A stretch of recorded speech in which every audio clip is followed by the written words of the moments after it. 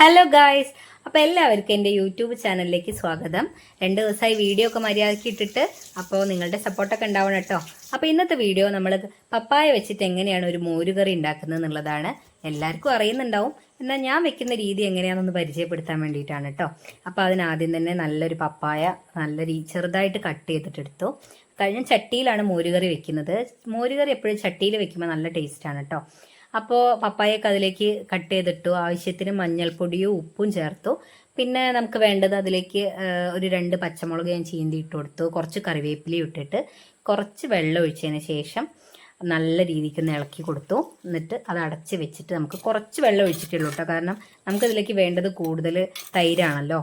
അപ്പം തൈരോ മോരുള്ളവർക്ക് ഡയറക്റ്റ് മോര് ഉപയോഗിക്കാം കേട്ടോ. അവിടെ മോരില്ലാത്തത് കൊണ്ട് ഞാൻ തൈര് ഉപയോഗിച്ചിട്ട് തന്നെയാണ് കറി വെച്ചിട്ടുണ്ടായിരുന്നത്. അതുകൊണ്ട് കുറച്ച് വെള്ളം ഒഴിച്ചിട്ടുണ്ടായിരുന്നിട്ടുള്ളൂ. ബാക്കി അത്രയും നമ്മൾ ആ ഒരു തൈര് വേണം യൂസ് ചെയ്യാൻ വേണ്ടിയിട്ട്. അപ്പോൾ അത് വേവാൻ വേണ്ടിയിട്ട് വെച്ചു.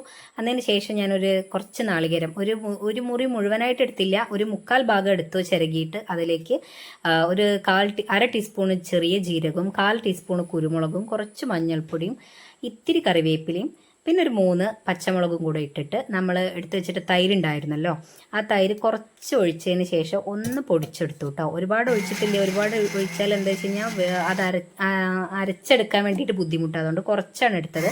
ഒന്ന് നല്ലോണം അരഞ്ഞതിന് ശേഷം ഒരു 4 ചെറിയ ഉള്ളിയും കൂടെ അതിലിട്ടിട്ട് ബാക്കി തൈര് ഒഴിച്ച് നല്ലോണം അതൊന്ന് അരച്ചെടുത്തു കേട്ടോ. ബാക്കി അപ്പോഴേക്കും ഈ കർമൂസയൊക്കെ വെന്ത് അതിലെ വെള്ളമൊക്കെ വറ്റിയിട്ടുണ്ടായിരുന്നു.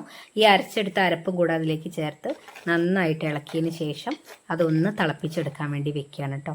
ഒരുപാട് അങ്ങ് തിളച്ച് വരുമൊന്നും ചെയ്യരുത്. ഒന്ന് തിള വന്നാൽ മതി. പിന്നെ ചട്ടിയിൽ ഇരുന്നിട്ട് തന്നെ അതൊന്നും ഇതാവട്ടെ. ഒരുപാട് തിളച്ച് കഴിഞ്ഞാൽ ആ മോരുകറീൻ്റെ ടേസ്റ്റ് പോകുമെന്നാണ് പറയുക. അപ്പോൾ ജസ്റ്റ് ഒന്ന് ഇതിൽ കുറച്ചൊന്ന് തിള കൂടുതൽ വന്നിട്ടുണ്ട്, എന്നാലും കുറച്ച് മതി കേട്ടോ. അങ്ങനെ വെച്ചതിന് ശേഷം ഞാൻ അതിൻ്റെ ഫ്ലെയിം ഓഫ് ചെയ്തു. ഇനി നമുക്ക് അതിലേക്ക് താളിച്ചൊഴിക്കാൻ വേണ്ടിയിട്ട് ഒരു പാൻ വെച്ച് അതിലേക്ക് വെളിച്ചെണ്ണ ഒഴിച്ചിട്ട് ഒരു സ്പൂണ് കടുക് ഇട്ടു, ഒരു 1/2 സ്പൂണ് ഉലുവ, പിന്നെ ഒരു 4 പച്ചമുളക് മുറിച്ചിട്ടിട്ട് കുറച്ച് കറിവേപ്പിലയും കൂടെ ഇട്ടതിന് ശേഷം നന്നായിട്ട് ഇളക്കി കൊടുത്തു. ഒരു ബ്രൗൺ കളർ ആവുന്നത് വരെ നമ്മൾ ആ ഒരു എന്താ പറയുക, ആ മുളക് ഒരു ബ്രൗൺ കളർ ആവുന്നത് വരെ ഒന്ന് ഇളക്കി കൊടുത്തു.